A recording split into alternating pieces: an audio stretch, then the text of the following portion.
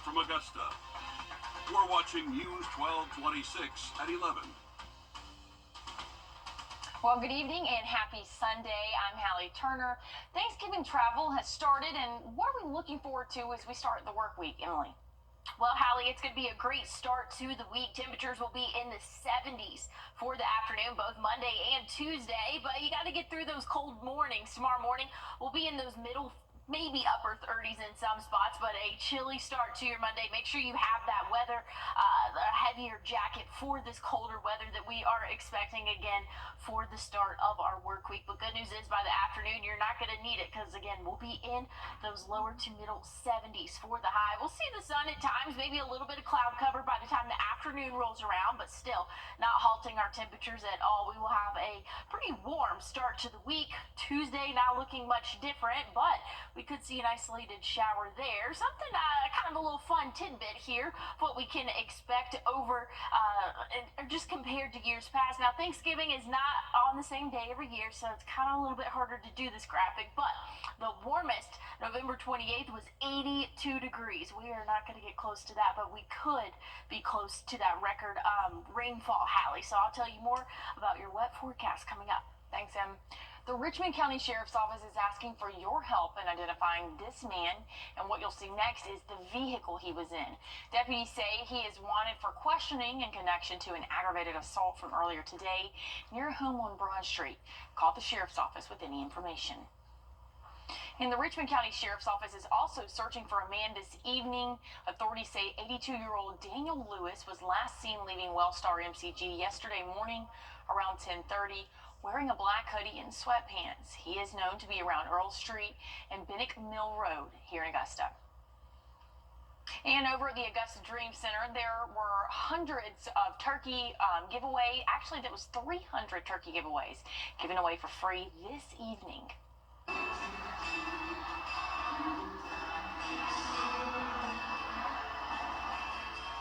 It's the 9th year of the turkey giveaway at the Dream Center, costing them around $20,000 to put on. Along with live music, the center had enough food to serve 600 meals this evening. That's a lot. A huge turnout this year had many people waiting in line outside of the door to get a turkey. The hurricane, I think, even affected more people that have never needed our services before. You know, they're displaced, and people in like the food and beverage industry who couldn't work for a couple of weeks, you know, couldn't make tips because we didn't have power and Wi-Fi in our city. We've seen more of those working people needing our services. If you missed out, no worries. There are plenty of other events going on this week, like the annual James Brown Turkey Giveaway. That's just one of them. This is a giveaway you had to pre-register for. If you did that, pickup starts Monday morning at 8 o'clock over at May Park. Along with the turkey is a box of food from Golden Harvest. And the Salvation Army's Thanksgiving dinner at the Center of Hope will be open to anyone that needs a meal from 5:30 to 6 o'clock tomorrow. That's Monday. Dinner will be served as to-go style plates. And in Barnwell, the Barnwell County Sheriff's Office is helping out with the second Friendsgiving feast at the Barnwell Community Soup Kitchen from 11 to 2. And the El Rey Group is hosting its 8th annual turkey giveaway, which is first come, first serve while supplies last in Martinez. And the Shepherd Community Blood Center is offering to help you with your Thanksgiving shopping list in exchange for a little help with them for a blood donation. Anyone who donates blood with any of Shepherd's blood centers throughout Wednesday, November 27th, will get a voucher for a free turkey or ham, and that's good for a turkey or ham up to about $15. No appointment is needed, and you can find a blood center at wrdw.com. And if you're planning on traveling this Thanksgiving week, you'll have plenty of company and may want to hit the road a bit sooner. AAA projects nearly 80 million Americans will be on the move for the holiday, and that number is a record and is nearly 1/4 of the entire United States population. CBS's Chanel Call reports. Across the country, airports are already teeming with travelers heading to Thanksgiving destinations before peak travel days. I found it was cheaper to fly on a Sunday, and then I'm coming back on Friday, so I can beat that rush. 2.8 million people are expected to fly Tuesday. It's a similar story on Wednesday. But next Sunday could set an all-time record, with more than 3 million expected to pass through airport security nationwide. We are ready across 433 federalized airports to ensure passengers can complete the screening process within our established wait times of 30 minutes or less for non-pre-check passengers and 10 minutes or less for pre-check passengers. But most travelers are expected to drive, a record 71.7 million.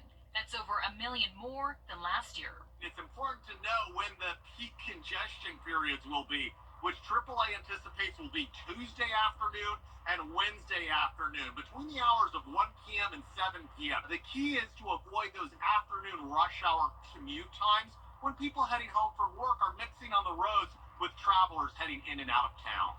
One bright spot for road warriors, gas prices are lower compared to last year, and the average price per gallon could dip below $3 by Thanksgiving.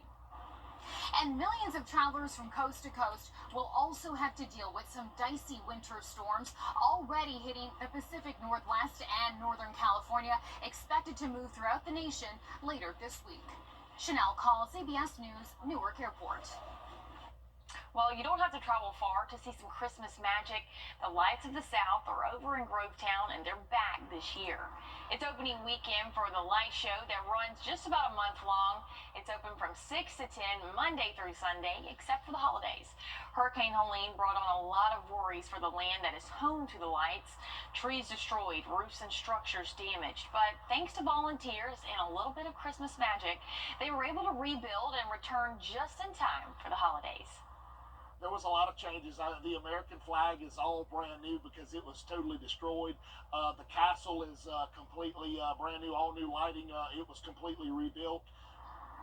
And we'll have a link to more information about tickets on our website at wrdw.com. The cost of Thanksgiving might be down from previous years. The details and how you can find the deals when we return on News 12 at 11 o'clock. You were just doing your job. Happy holidays in Parker's Kitchen. Sending a world of good wishes to our invaluable team members. Thank you for making Parker's the best place to work and shop. New at 11, the Georgia Department of Labor Commissioner Bruce Thompson has died at the age of 59. Thompson said he had been diagnosed with stage 4 pancreatic cancer in March, and the cancer had spread. He previously worked 10 years in the state Senate. Georgia Governor Brian Kemp said in a statement, Thompson's bravery, determination, along with his impact on others, will not be forgotten. And we have an update to a recall alert for a popular salad topping. Sugar Foods is recalling its fresh gourmet tortilla strips, specifically Santa Fe style ones expiring on June 20th of 2025. Batches of the product have been contaminated with wheat, putting those with wheat allergies at risk. The strips were sent to distribution centers in 22 states, and now we know they were distributed between September 30th to November 11th in Georgia, North Carolina, and Florida, along with other states. Anyone with the strips can return it to a store for a refund. And this year, your holiday feast should be more affordable than previous years. The average cost of a Thanksgiving dinner for 10 is expected to be about $58. That's down 9% from the 2022 high of $64. CBS's Kelly O'Grady explains why and has advice on how to save. We are going to sell over 500,000 pounds of turkey this Thanksgiving. As president at Stu Leonard's, a grocery chain in the Northeast, Blake Leonard knows it's been a tough few years for shoppers and for the family business. We want to keep the customers happy, and we also are faced with rising labor costs and fuel and everything as well. But there is some relief. Big picture, what are you seeing this Thanksgiving? You know, the great news is that for the first time in a couple years, we're really seeing prices remain steady versus last year, which is great. Credit a major drop in turkey prices. A whole bird is $1.40 per pound. That's down 16% from last year, and the lowest it's been in 5 years. While cranberries are up 16% and table wine up 2%, staples such as pumpkins and green beans are down 9% or more, thanks in part to a healthier supply chain and store discounts. We have worked with so many of our suppliers for over 20 years, and we feel good as a family and as a business that we're doing what we can to keep prices down. To tack on the savings, buy private store labels instead of brand names, use frozen instead of fresh, and buy only what you need, a pound of turkey per guest. Kelly O'Grady, CBS News, Clifton, New Jersey. Animals, especially those in shelters, could use some help for the holidays. Tomorrow through Thanksgiving week, which is this week, you can foster a furry friend from any area animal shelter for the holiday. Augusta Animal Services says pickup goes until Wednesday, and their pickup times are from 12 to 4. The SPCA Albright Center in Edgefield County will have pickup starting tomorrow. That's Monday. In Aiken, the Friends of the Animal Shelter say you must get pre-approved by Tuesday before picking up your furry friend. Overnight tonight, temperatures are going to drop off into those middle 30s for us. So a chilly start to our work week. And we have rain in the forecast. I'll let you know when coming up. And now for a weather update. Central.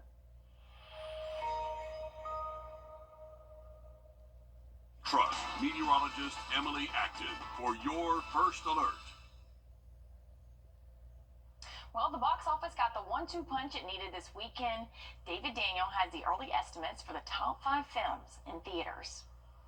We need a disguise. Venom: The Last Dance fell to 5th place, grabbing $4 million for a domestic total of $134 million. Bonhoeffer, about the German pastor who worked to overthrow the Nazi regime, opened in 4th place with $5.1 million. Red One dropped to 3rd place, collecting $13.3 million for a 10-day domestic total of $53 million. I remember that day. Gladiator 2 entered the box office fray in 2nd place, starting strong with $55.5 million. You're green. I am. A magical debut for Wicked, which topped the chart with $114 million, the biggest opening ever for an adaptation of a Broadway musical. In Hollywood, I'm David Daniel.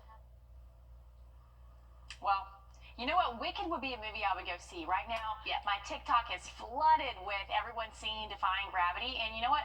I sound pretty good in my car when no one can hear me, so I'm not gonna let you guys in on any of that right now. But just know I can sing real good, and I plan to go see this movie. Yeah, I would definitely want to see this one. Normally, Hallie, we're like, man, we don't like anything that we see, but that one's pretty good. Yeah, and it kind of matches your forecast too. Look. Yeah, look, it is a little bit green. Okay, I see you there. So here in Augusta, we're feeling the green. We're feeling 42 right now, and it's going to continue to drop overnight tonight. Not anything too drastic, but we can expect to see those lows in the 30s again. So your Monday morning going to be a cold one. Make sure you have that weather gear as you head out the door. A coat definitely going to be needed. 37 is going to be pretty chilly for the start of the day. Clear skies though overnight tonight. That's helping us get into those 30s, and we can expect to see sunny sky conditions for the start and really majority of our Monday. So that's going to help us warm up into those 70s for the afternoon. I think we'll be in the middle 70s, honestly, really just depending on how much sun we get. Then that cloud cover will kind of start to move in. Here's Tuesday morning, though. We can expect to see a few isolated showers for the first half of the day. Once we get into the second half, much better and dry conditions in store for us. So that's some good news there. Wednesday starting off pretty calm and expected to stay calm throughout the afternoon. So if you have travel plans Wednesday, not looking bad out there on the roadways. Here's what we're looking at this week. So there's a lot to digest here. We have one cold front moving through, and that's going to be impacting our area come Tuesday, pushing through, bringing a little bit of that rainfall. And remember how I said the first half of the day is when we can expect rain. That's because there's a little bit of discrepancy between the models here, but the first half of the day looking wet, isolated to scattered showers there. Then once we get into Thursday, that's that more widespread rain as a second cold front is going to be moving through, pushing through our area, bringing rainfall, unfortunately, for a good bit of our Thanksgiving. Once we get into the afternoon, still tracking that rain, that cold front will officially push through, should be out of here by the evening hours. So maybe if you have a late Thanksgiving dinner, maybe conditions will be a little bit drier there, but much cooler air in store for us after that second cold front moving through. So just kind of wrapping it all up with a fun graphic here. Thanksgiving travel Wednesday, not looking bad. Going to be anywhere from partly to mostly cloudy, but a lot of rain expected for your Thanksgiving on Thursday. Here's kind of that coverage there. Again, Tuesday, an isolated shower here or there early in the day. Thursday, kind of looking like a widespread shower for us. Once we get into next weekend, though, highs will only reach those lower to middle 50s for us. So a cold snap in store by the end of the week. Well, you're getting a look at the official White House Christmas ornament this year. It features Georgia's own former President Jimmy Carter, sculpted in the shape of an anchor to honor his service to the Navy, and doves to represent his peacemaking efforts with peanuts for his hometown of Plains, Georgia. You can buy one online or at Home Depot.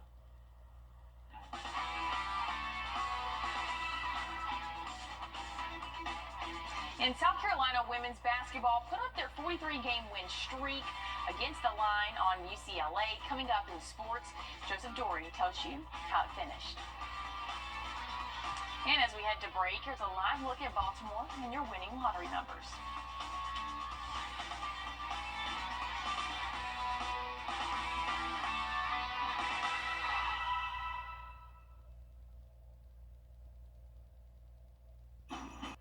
First Alert Radar, powered by Jim Hudson Automotive Group. On your sideline. We've got plenty of football coming your way, but we have even bigger news first. Dawn Staley and the South Carolina women's basketball team have lost a game. That's it. That's the headline. The number one ranked Gamecocks hadn't lost a game since March 31st of last year when Caitlin Clark and the Iowa Hawkeyes took them down in the Final Four. Sunday night, it was just not the Gamecocks' night. They trailed the number 5 UCLA Bruins by 21 at the half. And Coach Dawn Staley's team did not have an answer in the second half. The Gamecocks go down 77-62. If you don't count the postseason, this is the first time that they've lost in the regular season since December of 2021. And the Carolina Panthers aren't a team many people have on their radar this year, ever since the team made the transition to bench Bryce Young and then bring him back as the starter. Young has shown flashes of his Heisman Trophy season at Alabama. The Panthers trailed the Kansas City Chiefs by 11 at the half, but on first and goal with just under 2 minutes to go, it's Chuba Hubbard getting the call for the touchdown. Panthers are going to need 2 to tie this one up, and it's going to be Hubbard that's going to walk in just a moment right here. He's going to go in and tie this one up 27 apiece.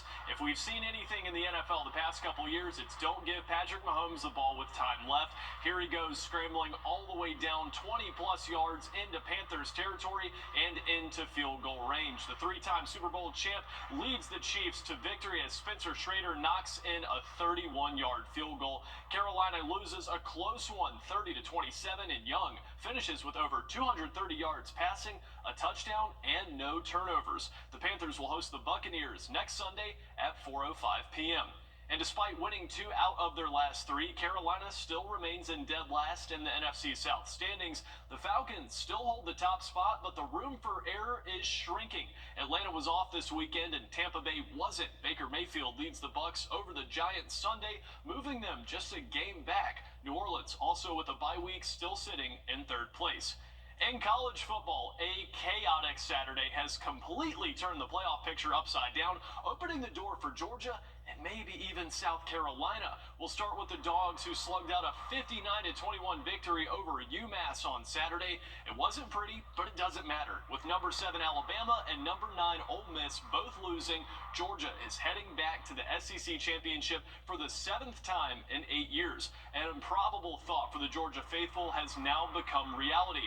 The 9-2 Dogs still need to take care of business against Georgia Tech, and then they'll play the winner of Texas and Texas A&M in Atlanta on December 7th. A victory in that game will likely be enough for them to clinch a first-round bye in the college football playoff. Moving over to Columbia, Saturday was senior day for the 36 seniors on Shane Beamer's squad. The number 18 ranked Gamecocks handled business against Wofford 56-12. Once again, those losses by Ole Miss and Alabama may have opened the door. The Gamecocks sit at 8-3 and could be knocking on the door of a playoff bid. If they're able to knock off Clemson in Death Valley Saturday night and another few teams in front of them slip up, their chances go up significantly. All of that being said, here's a look at the newest Associated Press poll. Again, we remind you that these rankings are not what will be used to determine the college football playoff, but they do give us an idea of what the newest rankings on Tuesday night could look like. Oregon remains the only undefeated team left in the country, sitting at number 1. Georgia jumps to number 6 with Tennessee directly behind them. Clemson moves up 5 spots to number 12, and South Carolina moves up from number 19 to number 16. And in case you missed it, the GIAA state title games went on from Thursday through Saturday. Head coach Adam Lord and the Brentwood War Eagles emerged victorious over Southwest Georgia Saturday night. That's the first of hopefully several state titles for Coach Lord. Meanwhile, it was Owen Red for the Edmundburg Spartans doing the dirty work and carrying his team to a victory over Robert Toombs. Head coach Andy Woodard has now won back-to-back state championships with the Spartans. Well, we didn't have any measurable rainfall today. Not expecting any measurable rainfall tomorrow, but Tuesday and your Thanksgiving a little bit different. I'll final check on your forecast coming up. Answers to your legal question with Nora O'Donnell. Well, two special turkeys are living the high life as they prepare for their pardon at the White House tomorrow. Meet Peach and Blossom, making their public debut today in the nation's capital and ready to take their place in the history books. Thankfully, these two will be spared from the Thanksgiving table this year, but tomorrow President Biden will officially pardon these two distinguished birds in a White House tradition that was first started by President Truman in 1947. The pair will live out the rest of their days as ambassadors of the National Turkey Federation. I mean, that's pretty cool. That's cool. I don't like them. I don't like them. If you could see Emily's face right now, it's kind of like how we react to the movies. I think that's pretty legit. I don't know who would want to eat a turkey that looks like that, but hey. Yeah, I don't know. I'm not a fan of this. I want to take a look at the forecast. We'll go ahead and get this off the screen. That's not for me. I don't like that. Anyways, tomorrow afternoon we'll be in the 70s. Same for Tuesday, but just have that chance for an isolated to scattered shower. Now, your Thanksgiving's looking pretty wet, unfortunately, but good news is mostly sunny for the end of the week and into the weekend. Much cooler temperatures in store for us by the end of the week, Hallie. Well, hey, that's our time. Thank you for yours. We'll catch you right back here tomorrow morning on News 12 with Nick and Ashley. Have a good night. Excuse me.